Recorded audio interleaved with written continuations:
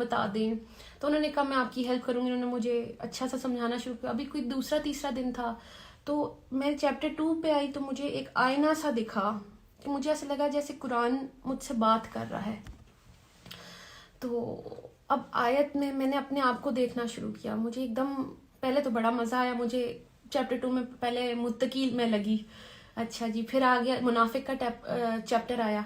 تو کہیں نہ کہیں مجھے دل میں ایسی کھٹکی آئی کہ کہیں میں اس کیٹیگری میں تو نہیں فال کری کہ جو آسان لگتا ہے وہ تو میں کر لیتی ہوں, اللہ کیونکہ مسلمان تو ہوں, تو جو آسان لگتا ہے وہ میں کر لیتی ہوں, جو مشکل ہیں چیزیں وہ کیوں چھوڑ دیتی ہوں. فار ایگزامپل اگر میں شوبز کی بات کرتی ہوں, تو بیوٹیفل فیلڈ, لیکن جو میں کری تھی کہیں اس میں اللہ کو تو نہیں ناراض کری تھی.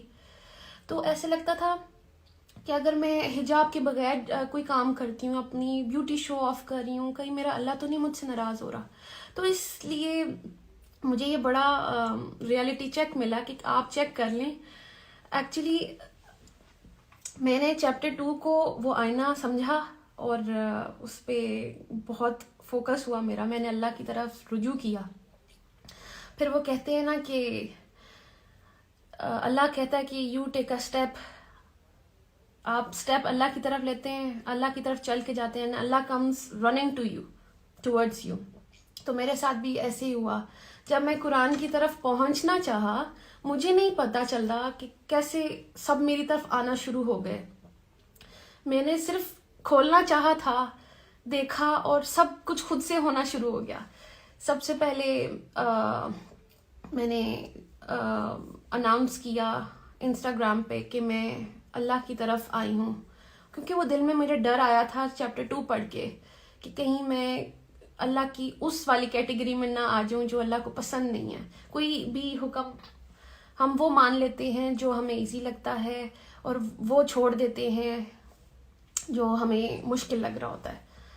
تو مجھے یہ حجاب پہننا مشکل لگتا تھا شاید, کیونکہ مجھے لگ رہا تھا کہ صرف کریشن کو خوش کرنا ہے, اور اس کو کریشن کو خوش کر کے میں اندر سے خوش نہیں تھی.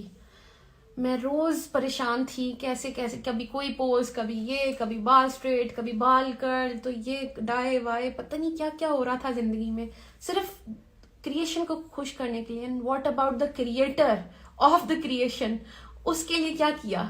مطلب اگر یہ کریشن کو امپریس کرتے کرتے میں اللہ کے پاس چلی گئی تو میں اللہ کو کیا منہ دکھاتی کہ تم نے میرے لیے کیا کیا.